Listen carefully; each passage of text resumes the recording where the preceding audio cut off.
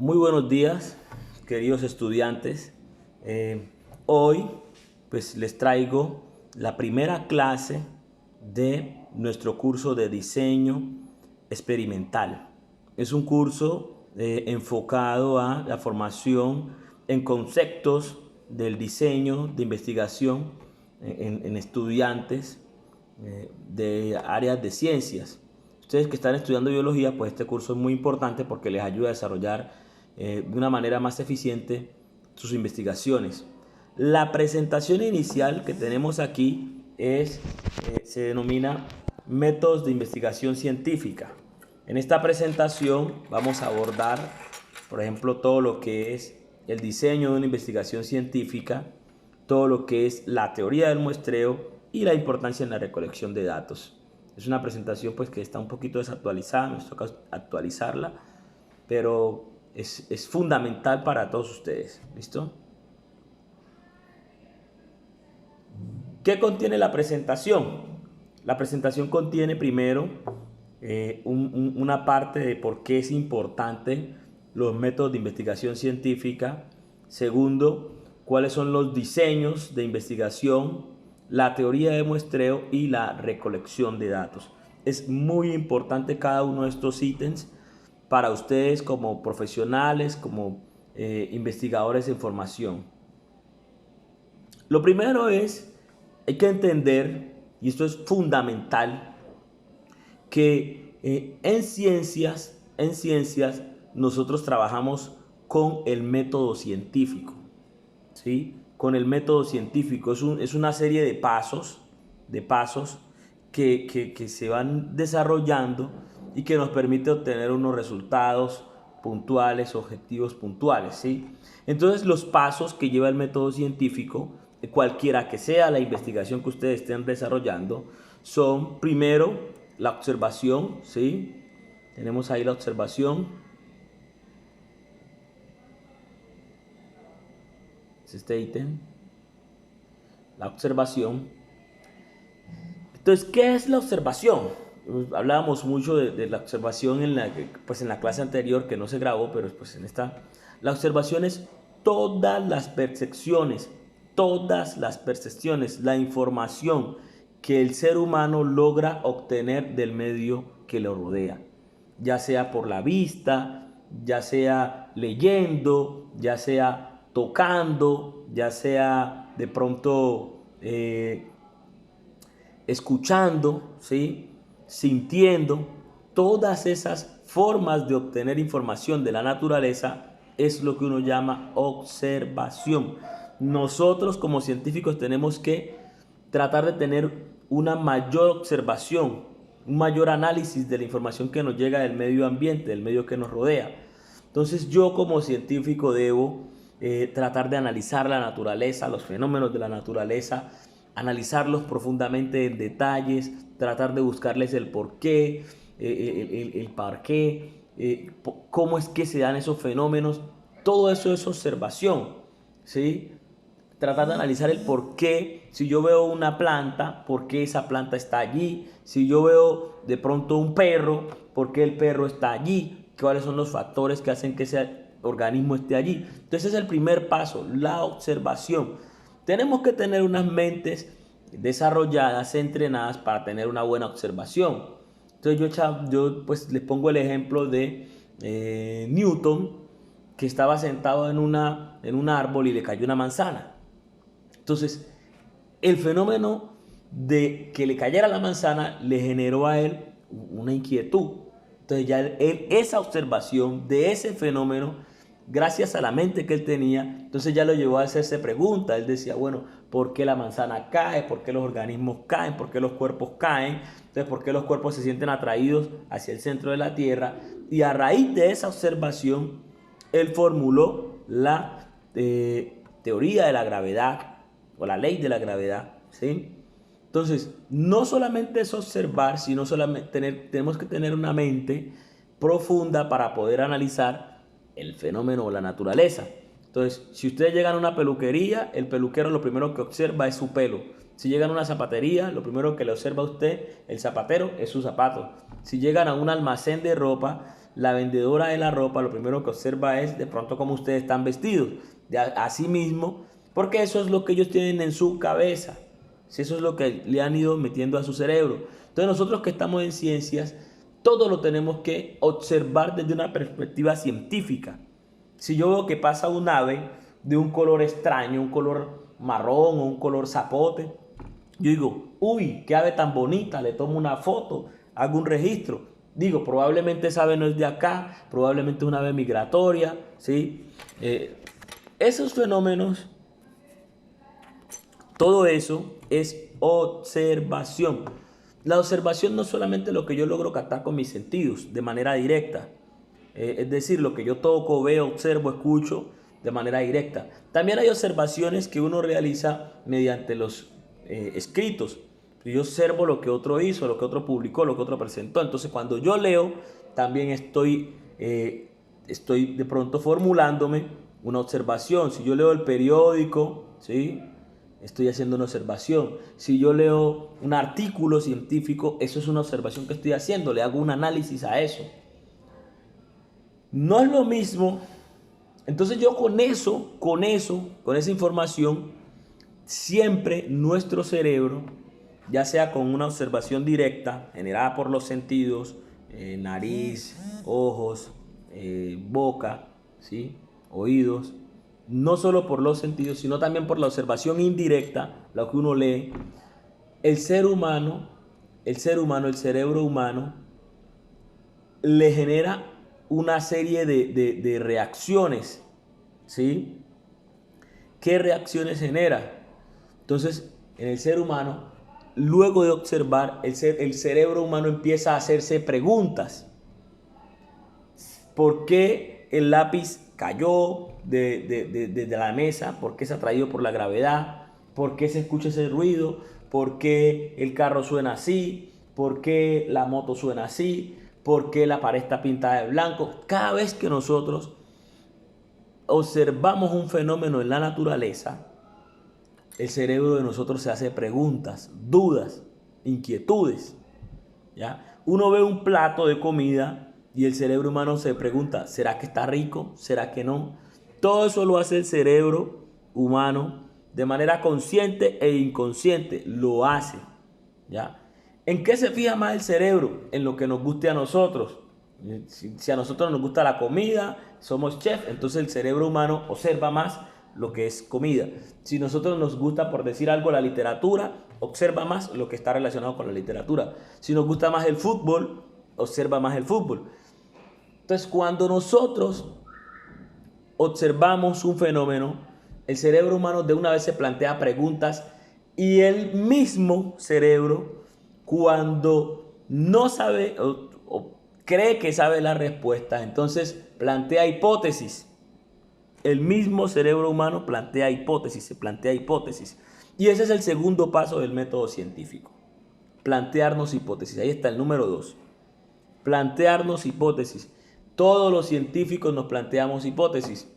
Por ejemplo, si yo voy por la calle y veo un joven que va vestido con una camisa manga larga, ¿sí? Serio, con la camisa por dentro, bien serio, ¿sí? Entonces y lleva una Biblia en la mano, yo observo eso, lo analizo, miro los pequeños detalles, lleva unos zapatos bien lustrados, un pantalón serio, camisa manga larga. Entonces esa es mi observación.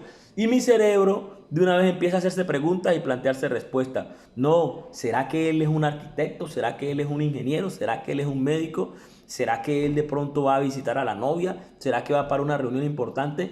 ¿O será que es evangélico? Entonces el cerebro se empieza a hacer preguntas y entonces el cerebro mismo se empieza a responder. Cuando se empieza a responder las preguntas, surge lo que uno llama hipótesis.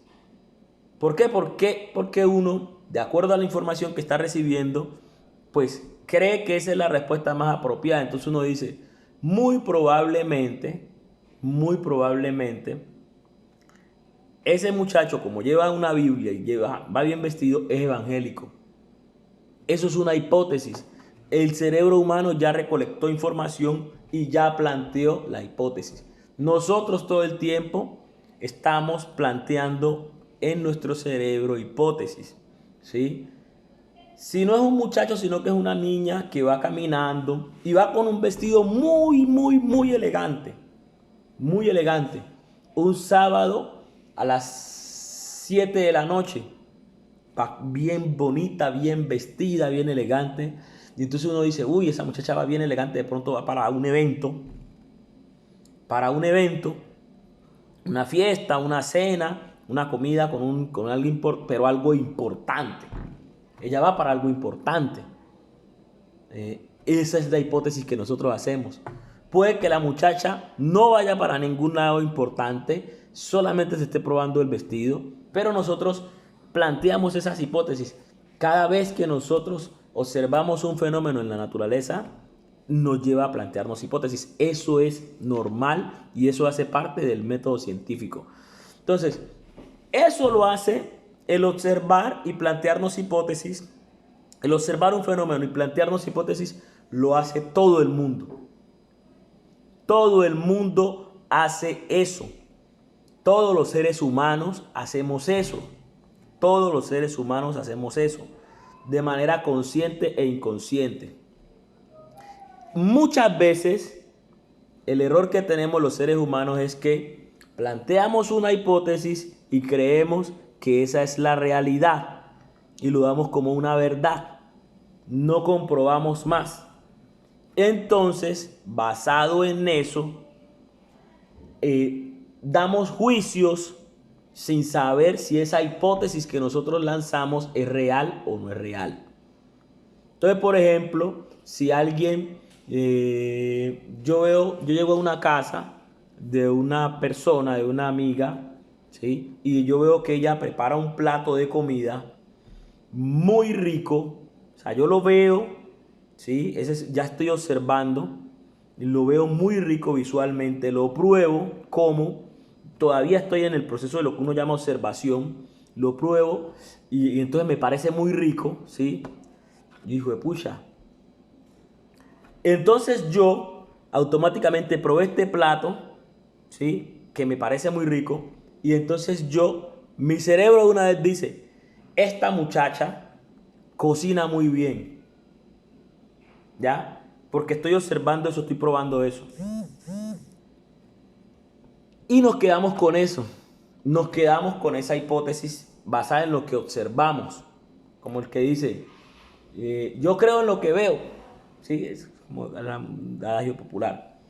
Resulta que nosotros los científicos no podemos basarnos solamente en lo que observamos y lo que planteamos como hipótesis.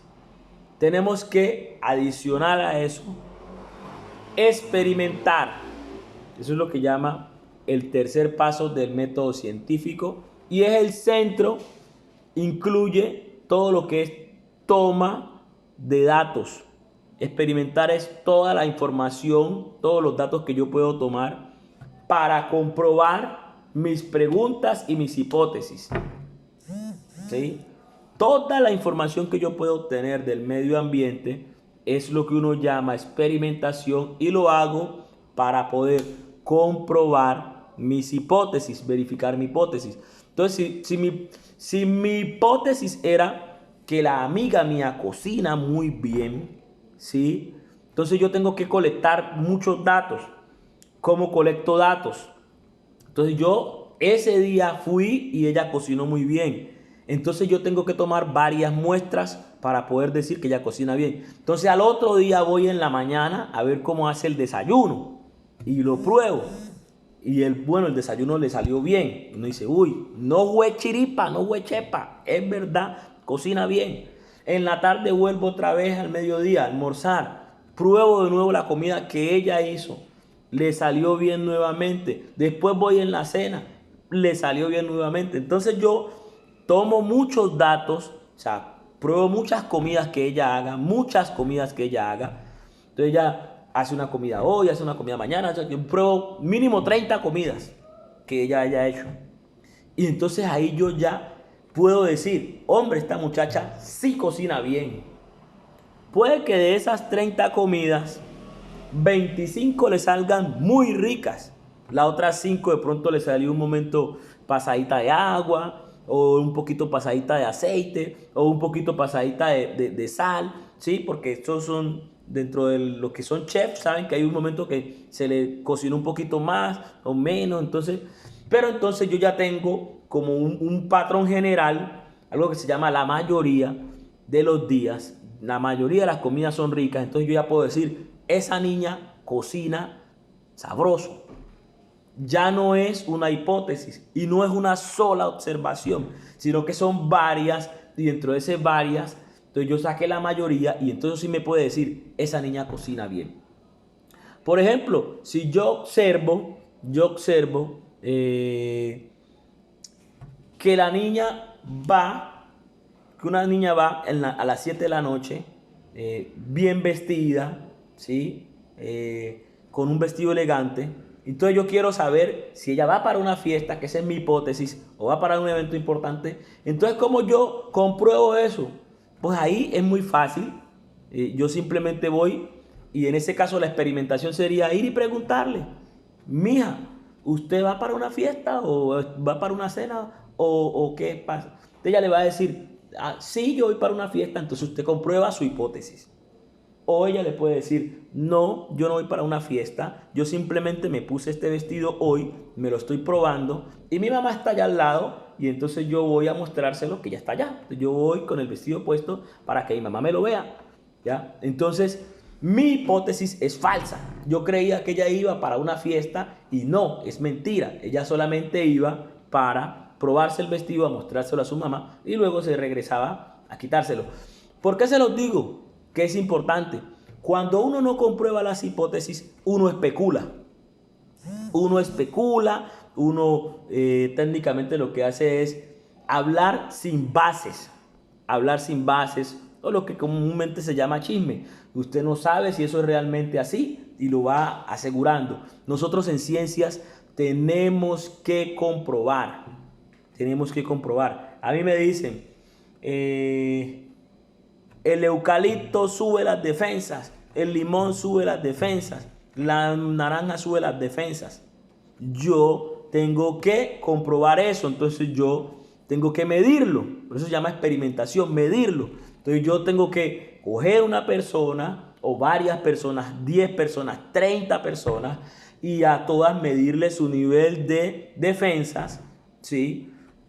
Darles jugo de naranja o limón o el eucalipto y volver y medir las defensas. Y si las defensas aumentan luego de tomar esos elementos, esos alimentos, entonces yo ahí sí puedo decir, ay carajo, el limón o la naranja sí sube las defensas, pero yo ya lo medí, lo experimenté, ¿ya? Nosotros si no hemos experimentado algo como científicos, no lo podemos afirmar. Yo digo, hombre, la leche materna ayuda al mejor desarrollo de los bebés. Las mamás que les dan leche materna a sus hijos están ayudándole al mejor desarrollo de los bebés. Eso es una observación que yo hago y una hipótesis que estoy planteando. Yo observo que al niño que le da, la mamá lo amamanta, que le da de la teta, entonces ese niño yo lo veo más gordito. Y al otro, pues que le dan sus compotas y le dan su colar de popocho y sus vainas así, pues a mí me parece que no, que está muy flaquito. Entonces yo lanzo la hipótesis, yo digo, no, los niños que se alimentan de leche materna son mejor nutridos. Yo lanzo la hipótesis. Esa es mi hipótesis, basada en la observación. ¿Cuál fue mi observación? Los dos niños, uno que le daban leche materna y otro que no. Entonces yo quiero responder esa hipótesis, saber si eso es así. Entonces ahí llega el tercer paso del método científico, que es la experimentación. Y en esa experimentación que estamos viendo allí, ese es el centro de este curso, que es la toma de datos, es el centro, por eso nos vamos a basar mucho allí, cómo yo tomo los datos. Entonces mi pregunta era, o mi hipótesis era que los niños con leche materna pues se desarrollaban mejor. Entonces yo no puedo coger un solo niño, porque un solo niño es un dato. Y de pronto en ese puede que se presente de una forma pero en otros se presenta de otra. Entonces yo tengo que tomar muchos niños, mínimo 30, ¿ya? Mínimo 30. Entonces a esos 30 les doy leche materna. Y a otros 30 no les doy leche materna, sino que les doy cola de popocho, les doy bienestarina, etc. ¿Sí? Les doy a unos leche materna y a otros no. A otros les doy otra cosa. ¿Ya? Entonces, luego de un mes de darles una dieta de leche materna y al otro darle una dieta de cola de popocho o cola de yuca, lo que la gente le da en su casa. La gente improvisa mucho con eso. O leche clean. Yo después de eso voy y los mido. Mido el peso, mido su desarrollo, mido la altura, cuánto crecieron, lo que sea. Y comparo entre el uno y el otro. Y ahí ya entra la estadística. Entonces yo entro a comparar estadísticamente, hago mis pruebas estadísticas, ¿sí? Comparativas, miro el promedio de pesos de acá y el promedio de los pesos de los que se alimentaron con la leche materna versus el promedio de los pesos de los que se alimentaron con otro tipo de alimento. Y ahí yo puedo decir que sí. Puede que los resultados me digan, no señor, eso es lo mismo, los niños son igual de gordos, igual de pesados, se desarrollan igual, los que toman leche clean o los que toman leche materna. Entonces, eso puede que me diga, o puede que me diga que los de leche materna se desarrollan mejor. Eso es lo que va a decir la experimentación. Entonces, por eso el científico tiene que experimentar. Es una obligación experimentar. Todos tenemos que experimentar. Si no experimentamos, estamos especulando. Cuando usted no experimenta, usted tiene que decir de dónde tomó la información que está presentando. ¿Sí? Entonces usted dice, yo observé un ave naranja que pasó. Hasta ahí. No sé si es migratoria, no sé si ella estaba perdida, no sé si la estaban correteando, no sé si es una nueva especie, no sé. Yo solamente observé eso. Ya después usted, pues, hace sus experimentaciones, mide, la busca, la muestrea, busca la especie, etc. Y ahora sí puede dar una respuesta más fidedigna. Usted puede decir, yo vi una muchacha que pasó con un vestido y ya, no sé si iba para una fiesta o no, yo no sé. No podemos asegurar cosas simplemente con una observación y con una hipótesis que nosotros nos hacemos. No aseguremos nada. El científico no puede asegurar nada hasta comprobar.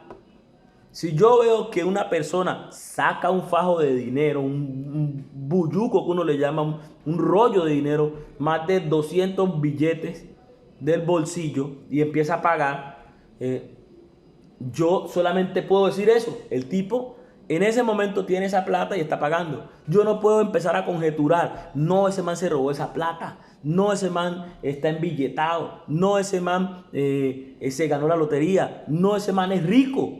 No, yo no puedo decir nada más, yo solamente tengo que decir lo que estoy observando. El ser humano es muy dado a presentar sus hipótesis como verdaderas. No, en ciencias tenemos que comprobar, corroborar, ir allá y averiguar esa plata de qué es, por qué es, preguntarle. Entonces, comprobar mi hipótesis. Cuando yo no he comprobado la hipótesis, por ejemplo, me leí un artículo y en el artículo dicen, no, los negros del Chocó hablan en champa. Entonces yo me refiero a eso, no en primera persona, sino yo digo, en el periódico tal dijeron tal cosa. En el artículo tal dijeron tal cosa. Y eso es muy importante en ciencias. Si yo me leo un artículo científico, por eso uno tiene que citar. Usted dice, Del Valle o Gentry dijo que el Chocó tenía mucha biodiversidad. Yo no la he medido. Él sí le hizo unas mediciones, yo no la he medido. Entonces, si él hizo unas mediciones y él dice que el Chocó tiene mucha biodiversidad, yo no puedo asumir que eso es verdad, porque yo no la he medido. Entonces yo digo, Gentry dijo que en el Chocó había mucha biodiversidad. Yo no puedo asegurar algo que no he medido. Los científicos tenemos que medir, tenemos que experimentar, tomar datos. Entonces, cuando nosotros experimentamos, Si los datos nos dicen que nuestra teoría es verdad, entonces ahí planteamos si los datos nos dicen que nuestra hipótesis es verdad, entonces ahí se plantea una teoría. La teoría, yo puedo decir, mi teoría es que las mujeres del San Juan cocinan muy bien. Esa es mi teoría. ¿Ya? Mi teoría es que los jóvenes que andan con la camisa por dentro, manga larga, pantalón serio y usan la Biblia son evangélicos. Esa es mi teoría. Un conjunto de teorías, muchas teorías nos llevan a una idea generalizada que se puede convertir en lo que uno llama paradigma. Que todo el mundo piensa una cosa y esa teoría que yo estoy planteando puede que otra persona llegue y me la tumbe, me la cambie por alguna circunstancia. ¿Ya? Por ejemplo, Newton le cayó la manzana en la cabeza, esa fue su observación. Él dijo, probablemente los cuerpos se sienten atraídos por el interior de la tierra, todos los cuerpos. Entonces él cogía y soltaba los cuerpos. Por ejemplo, yo suelto este y cae, ¿sí? Yo lo suelto y cae. Si lo suelto 10.000 veces, si hago 10.000 veces el experimento, va a caer, porque todas las 10.000 veces va a estar atraído por la gravedad. Entonces yo experimento con distintos tipos de cuerpos y entonces siempre me va a dar lo mismo. Entonces, como él experimentó y se dio cuenta que todos los cuerpos eran atraídos por la gravedad, primero creó la teoría de la gravedad y después se convirtió en ley de la gravedad. ¿Por qué era ley de la gravedad? Porque en la Tierra todos los cuerpos son atraídos hacia el interior de la Tierra. Pero cuando el ser humano fue a la Luna, se dio cuenta de que habían planetas en donde la atracción era muy débil, o era nula, o era cero. Entonces esa no era una ley. Para que sea ley tiene que cumplirse siempre. Entonces era una teoría, pero para la Tierra y para ciertos planetas. Entonces lo que era la ley de la gravedad ya no se puede considerar ley de la gravedad porque en otros planetas no es así. Diferente es a las leyes de la termodinámica que sí aplican a todos los planetas, las leyes de la física, sí. Entonces eso es diferente. Entonces los científicos tenemos que interiorizarnos del método científico. Nunca, jamás tiren un juicio basados en una observación puntual. Nunca tiren un juicio sin antes haber comprobado, sin antes haber corroborado. Un buen científico es muy precavido al hablar. Yo no puedo decir, el Chocó tiene mucha biodiversidad, como he visto científicos decirlo, y no han medido la biodiversidad del Chocó. No puedo decir eso. Tengo que ir y medir para poder decir, sí, es verdad, tiene mucha biodiversidad. Mientras no haya medido, tengo que citar al que haya medido. Yo digo, Gentry dijo que el Chocó tenía mucha biodiversidad. Yo estoy midiendo aquí y esta partecita tiene tantas especies, pero Gentry fue el que dijo que el Chocó tiene mucha diversidad. Yo no lo he medido todo. Yo no puedo decir eso. ¿Listo? Entonces, en todo lo que hagan, siempre hay que experimentar. ¿Listo? ¿Por qué es importante los métodos de investigación científica? Esto es importante primero porque genera resultados confiables. Y uno dice, ¿será que eso es importante? Claro que sí. Cuando a usted le dicen que algo es confiable es porque algo es así. Usted le preguntan, ¿qué es bueno para el dolor de cabeza? Y usted dice, hombre, tal pastilla. ¿Por qué? Porque eso ya se experimentó, ya se probó. Y entonces ese resultado es confiable.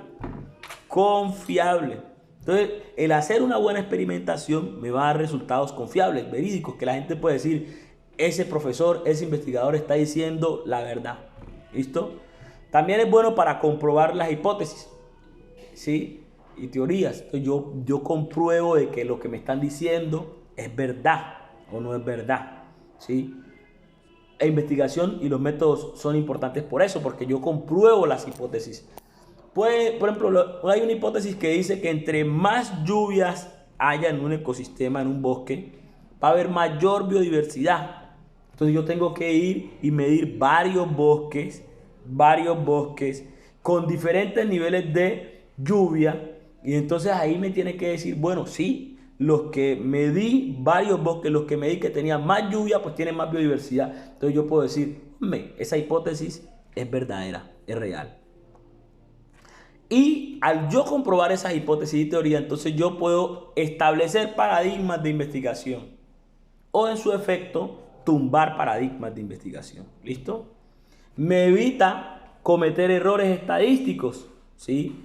Por ejemplo, un error estadístico puede ser que yo voy un día y me como un plato de comida de una amiga y ese plato de comida sabe rico, pero fue ese día que le quedó rico el plato. Pero yo no hago más muestreos, yo no hago más investigación. Entonces, otra persona va otro día y el plato le queda malo. Otra persona va otro día y el plato le queda malo. Entonces, ¿qué quiere decir eso? Que yo cometí un error porque no tomé la suficiente cantidad de datos, hice un muestreo mal realizado, apliqué unos métodos mal aplicados y entonces mis conclusiones, mis resultados fueron equivocados con respecto a la realidad. ¿Sí? Otro factor importante de la investigación científica es la publicación apropiada de resultados. Cuando uno hace una investigación, uno quiere que su investigación sea publicada en una muy buena revista, en un buen libro, y que eso no tenga muchos errores. Entonces, hacer una buena investigación permite una publicación en una buena revista, en un buen medio de divulgación, que no sea solamente una revista, la ciencia de Quibdó, no, que sea una revista que sea internacional, que todo el mundo lo lea. Hay investigadores de la universidad que los leen en Perú, los leen en Bolivia, los leen en Estados Unidos, etc. Eso es lo que buscamos con estas investigaciones. Y por último, que es lo más importante, las investigaciones ayudan a solucionar problemas de la humanidad. Todas las investigaciones que ustedes hacen en ciencias ayudan a solucionar problemas de la humanidad.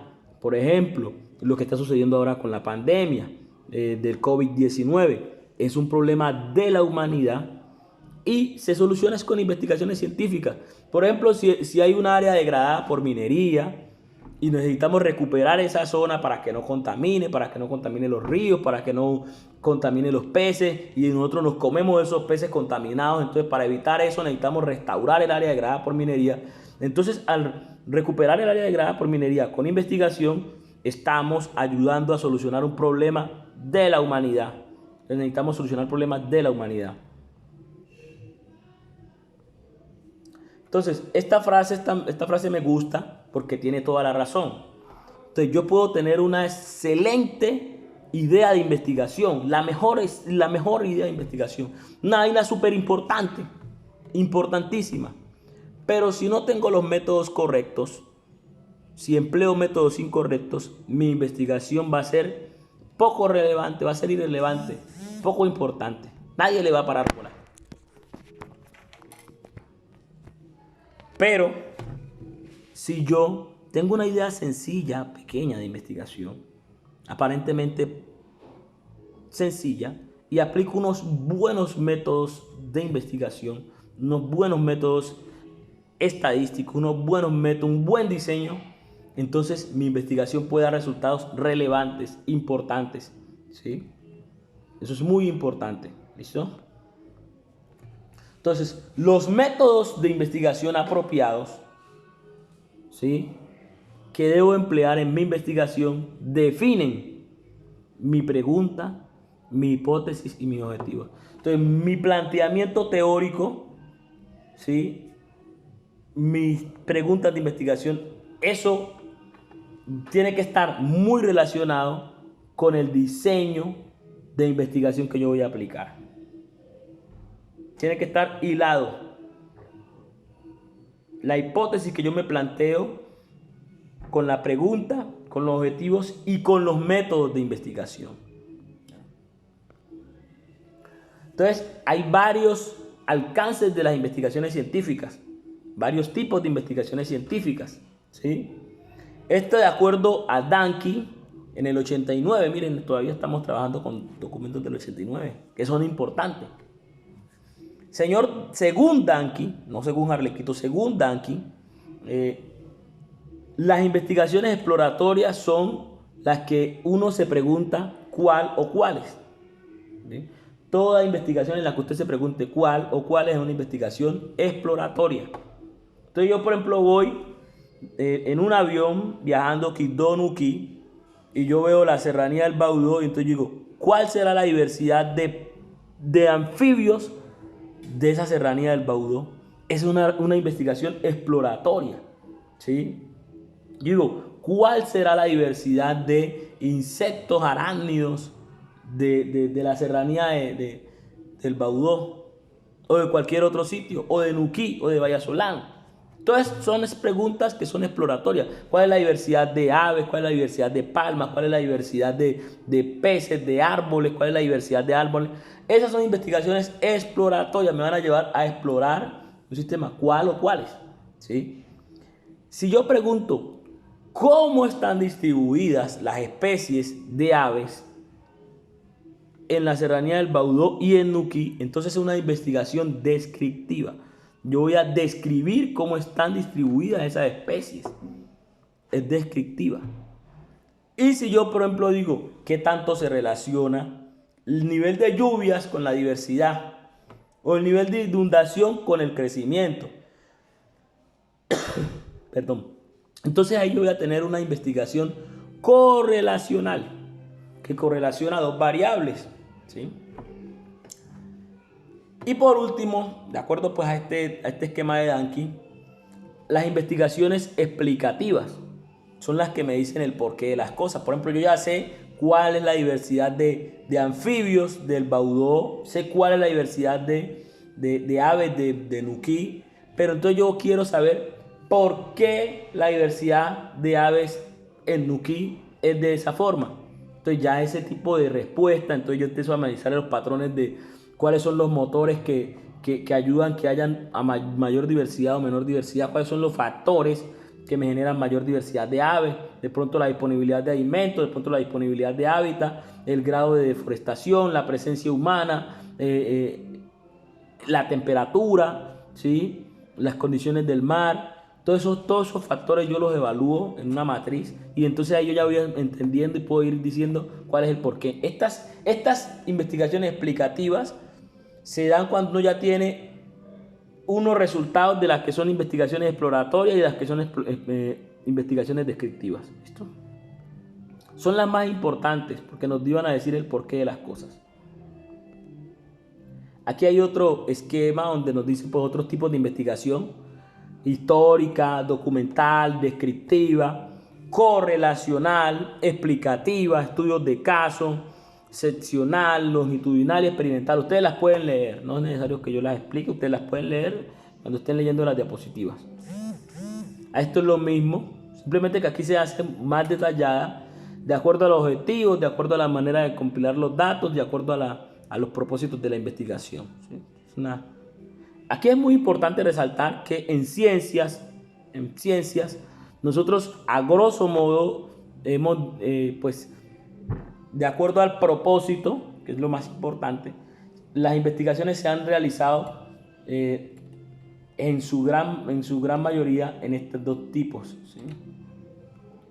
Investigación básica e investigación aplicada. La investigación básica es la exploratoria, de mirar la naturaleza, tenga o no tenga un beneficio para la humanidad, ¿sí?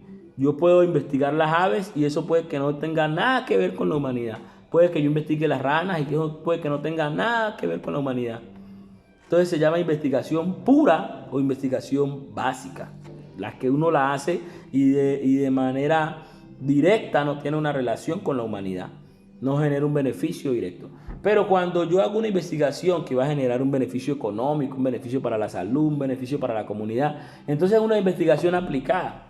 Si yo quiero investigar, por ejemplo, en qué condiciones crece mejor el lulo, o en qué condición crece mejor la piña, en qué condición crece mejor el ratón de espina, ¿sí? O cuáles son los hongos que tienen los anfibios que pueden causar efectos negativos sobre la salud humana. Entonces es una investigación aplicada y que genera un beneficio para la humanidad. Ambas generan beneficios, pero la aplicada genera beneficios directos y focalizados a esos beneficios. La básica genera beneficios indirectos, Todas dos son muy importantes. La una estar directamente relacionada y determinada por la otra. Entonces, basado en lo anterior, un aspecto fundamental al llevar a cabo una investigación es la teoría del muestreo. ¿En qué consiste? En que yo tengo que saber claramente mi pregunta de investigación, mis muestras, mi objeto de estudio, mi área de investigación, mi población de investigación, para poder determinar las muestras que yo debo tomar, ¿sí? Según la teoría del muestreo, primero, una muestra es una parte de la población. Entonces, si mi investigación es saber, ¿sí?, si mi amiga cocina bien, entonces una muestra es una comida, ¿ya? Porque mi población es todas las comidas que ella haga, esa es mi población. Entonces una muestra es una comida, ¿ya? Si mi pregunta hubiese sido, ¿esta torta sabe rico? Una muestra de esa torta es un pedacito de torta, ¿sí? Un pedacito de torta. Si yo llego y le digo a una persona, ¿oíste? ¿Esa comida te quedó rica? Le dice, no, probamos y me decís. Entonces yo cojo una cucharada y me la como y digo, esta comida te quedó rica o esta comida te quedó salada. Una cucharada es una muestra de esa comida. Pero si yo le digo al otro, tú generalmente cocinas bien, entonces ya mi muestra no es una comida, sino varias comidas, 30 comidas. Porque yo estoy diciendo que él siempre o la mayoría de las veces cocina bien, entonces pruebo 30 comidas, 40 comidas, desayuno, almuerzo y cena de esa persona y digo, ve, vos sabes cocinar. O digo, ve manito, vos no sabes cocinar, a vos te queda salado el arroz, te queda ñongado, no sabes hacer un arroz con queso, no sabes cocinar, todo eso te lo va a decir la experimentación. Entonces, cuando uno le dice una muestra, es una porción de la población objeto de estudio. Entonces, una pequeña porción de la población objeto de estudio es lo que uno llama una muestra, de acuerdo a la pregunta que uno se haya diseñado. El objeto de estudio es lo que yo voy a evaluar. Si mi pregunta es diversidad, ¿cuál es la diversidad de peces del río San Juan? Entonces mi objeto de estudio es diversidad de peces. ¿De dónde? De San Juan. Es una vaina como lógica, ¿cierto? Entonces, esos objetos de estudio uno los puede medir mediante variables que son dependientes e independientes. Eso lo vamos a ir mirando con mayor detalle luego. Entonces, y uno puede clasificar esas muestras que uno toma en grupos probabilísticos, que son los numéricos o cuantitativos, que son contables, y los no probabilísticos, que son las cualidades, ¿sí? Son las variables cualitativas, los nombres, los sitios, ¿sí? Los colores, son cualidades. Estos aspectos nos deben llevar a definir el alcance de la investigación, ¿sí? Nos ayudan a definir el alcance de la investigación y el tamaño del muestreo, ¿ya? El alcance de la investigación, por ejemplo, es lo que dice aquí Danke, el alcance de la investigación. Si yo me pregunto cuál es la diversidad de peces del San Juan, entonces esa es una investigación exploratoria. Entonces yo voy a averiguar la diversidad de peces del San Juan, ¿sí? ¿Cuál es mi población? Mi población es los peces del San Juan. Esa es mi población, los peces del San Juan. ¿Qué es una muestra? Cuando yo vaya al San Juan y tire la atarraya, esa es una muestra. Yo tiro la atarraya y esto es una muestra. Entonces tiro la atarraya en otra parte, es otra muestra. Entonces, cuantas atarrayas saque son muestras de peces. O sea, es una porción de los peces. No estoy sacándolos todos, sino que es una muestra. Las variables, entonces yo digo, la variable que voy a evaluar, ¿cuál es? La diversidad. Dentro de la diversidad hay muchas variables. Dominancia, equidad, riqueza, abundancia, ¿ya? Esos valores son ¿qué? Cuantitativos, numéricos, ¿sí? También yo puedo decir, por ejemplo, una variable cualitativa es la especie de cada especie. Es una cualidad, el nombre es una cualidad. Ya el alcance de esa investigación ya lo definimos. El tamaño de la muestra, o sea, cuántas muestras debo tomar. Esto es muy importante en términos de diseño. Entonces yo puedo de pronto únicamente sacar los peces que están ahí en Ismina. En el San Juan en Ismina. Me pongo en el puente y coloco una atarraya y voy sacando los que están en Ismina. Pero yo no sé qué pasa arriba, yo no sé qué pasa en Tadó, entonces no sé qué pasa abajo. Entonces, un buen muestreo tiene un buen tamaño de muestra, una muestra lo que uno llama representativa. Entonces yo voy y tomo muestras del Tadó, de Ismina, de Condoto. En Condoto pasa el San Juan, no. En Andagoya, ¿sí? En la parte baja, allá en Docordó, ¿sí? Y después allá en la desembocadura, por allá cerca de Togoromá, todos esos sitios. Entonces ahí ya tengo yo varios muestreos, ¿sí? Varias muestras de diferentes sitios. Entonces yo ya puedo tener una imagen más general, más completa. Mis resultados van a ser más verídicos con respecto a la pregunta que me hice.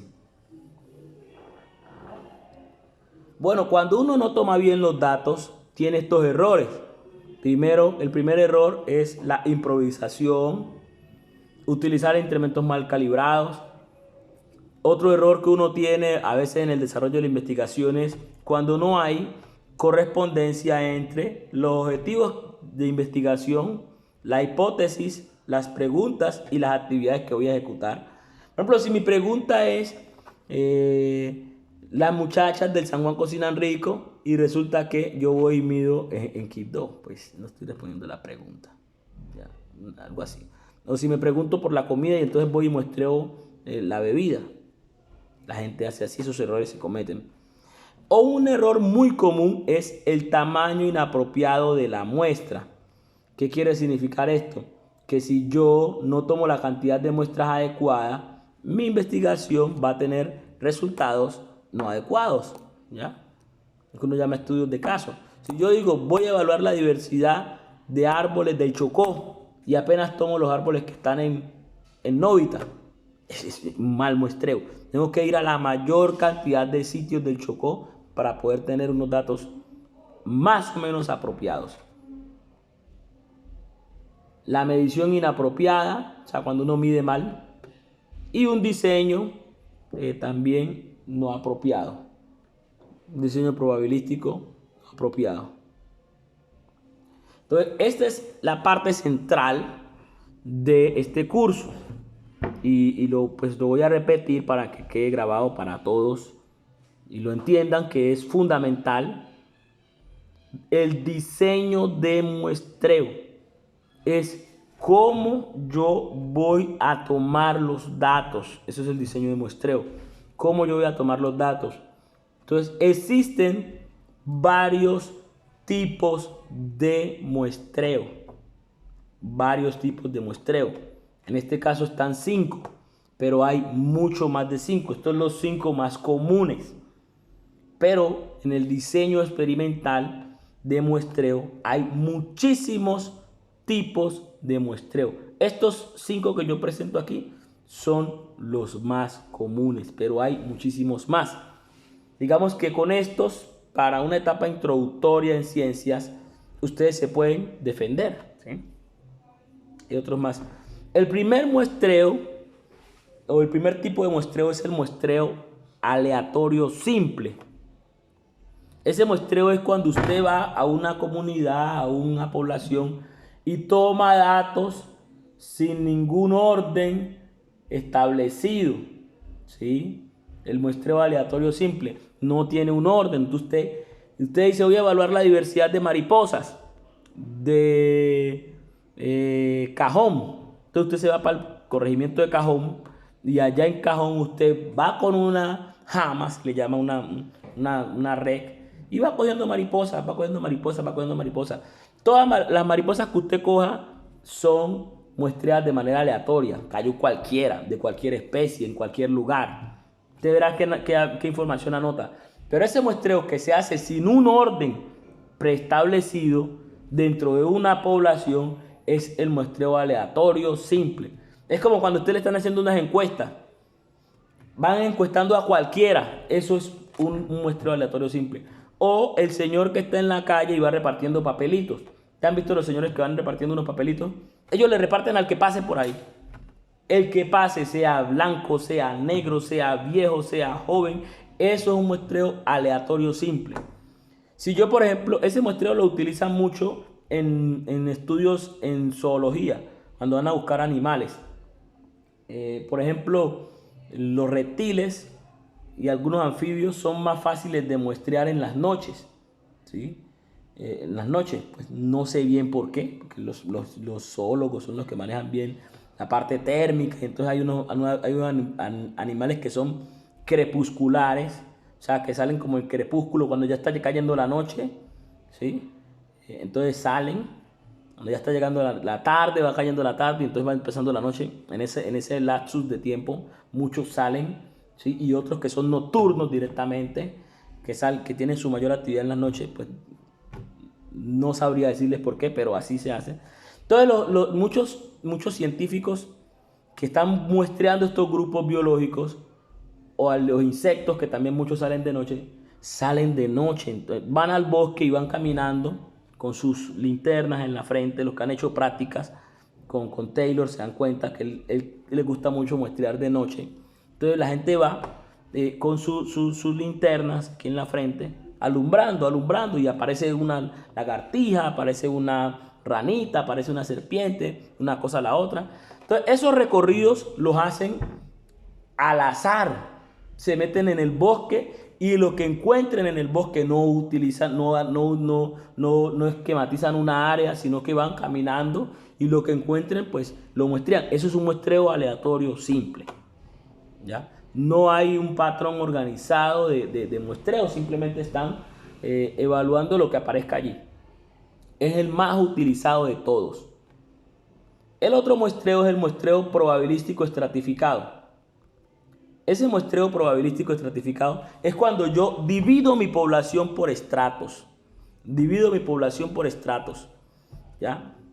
Por ejemplo, yo digo, bueno, voy a estudiar la diversidad de reptiles de acuerdo al tipo de bosque. Entonces, mis extractos van a ser tipos de bosque. La estratificación significa separar en grupos, de acuerdo al concepto o lo que quiera el investigador. Entonces yo digo de acuerdo al tipo de bosque. Entonces yo hago mi muestreo de pronto en un bosque de manglar, es uno, en un bosque secundario es otro, en un bosque poco intervenido es otro, en un bosque inundable es otro, en un bosque en un área degradada por minería, ¿sí? Entonces ya tengo varios sistemas, cada sistema es un estrato y dentro de ese sistema hago un muestreo aleatorio o hago un muestreo sistemático, lo que sea. Entonces, ese tipo de muestreo es estratificado. Yo separo la población por estratos. El ser humano le gusta estratificar. Nosotros separamos, por ejemplo, por raza. La raza negra, la raza blanca, la raza mestiza, los zambos, los indígenas, ¿sí? Todas esas son separaciones y cada uno de esos son estratos.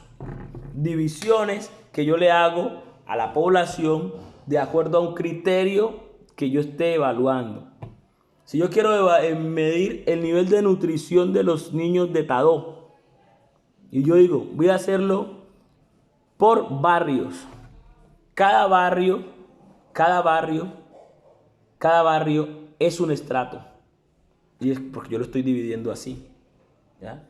Por ejemplo, las separaciones que hacen de la edad del ser humano. Entonces los bebés tienen de cierta edad a cierta edad. Ese es un estrato. Los niños tienen otra edad. Los jóvenes de la pubertad tienen otra edad. Los adultos tienen otra edad. Y el adulto mayor tiene otra edad. Y el viejo tiene otra edad. ¿Listo?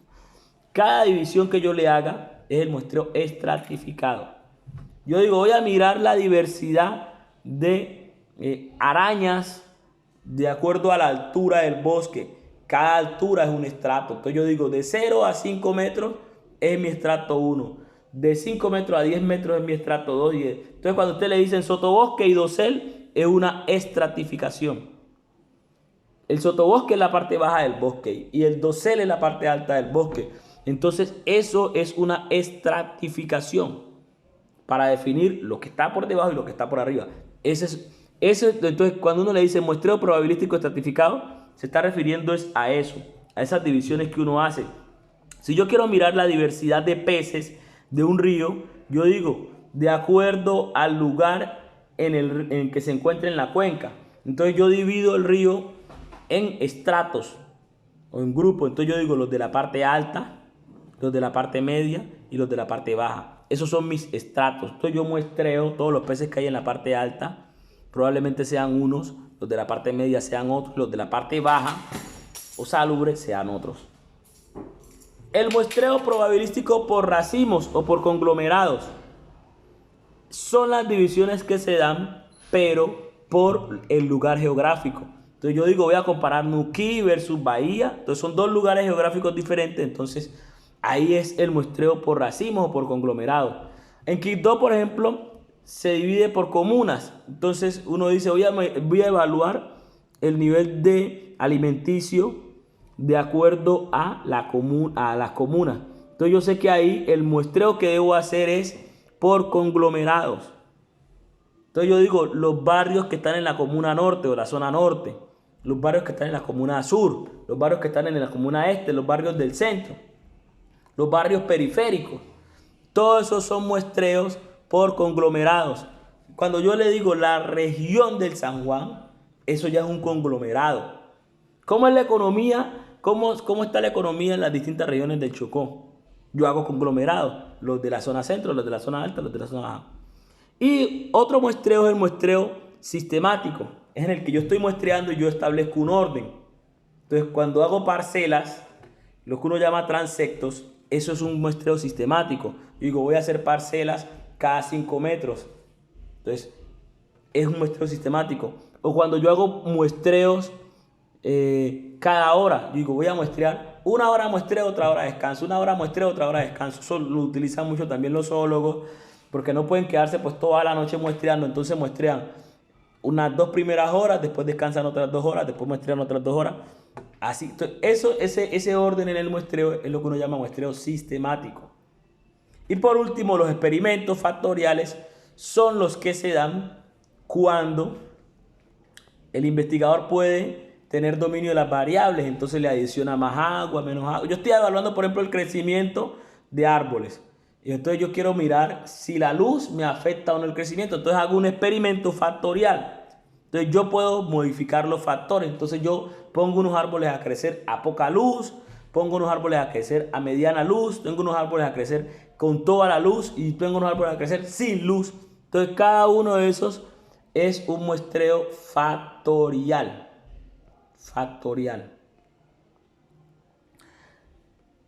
Una ventaja de estos muestreos factoriales es que generalmente uno utiliza datos numéricos, cuantitativos. Entonces se le llama probabilístico. Lo probabilístico es lo que utiliza datos numéricos. Los muestreos no probabilísticos son los que se hacen con datos no numéricos. Entonces están las entrevistas, las encuestas, como aparecen aquí, los estudios de casos. Este tipo de estudios se utiliza mucho cuando se hacen investigaciones etnobiológicas. ¿Listo? Entonces aquí dejamos. Con esta información ustedes deben de desarrollar un taller que les envié. Van a buscar unos artículos y van a definir la pregunta, investigación, la hipótesis, el planteamiento teórico y van a definir también lo que es el diseño de investigación utilizado de acuerdo a los diseños que vimos aquí. ¿Listo? Muchísimas gracias, jóvenes. Feliz tarde.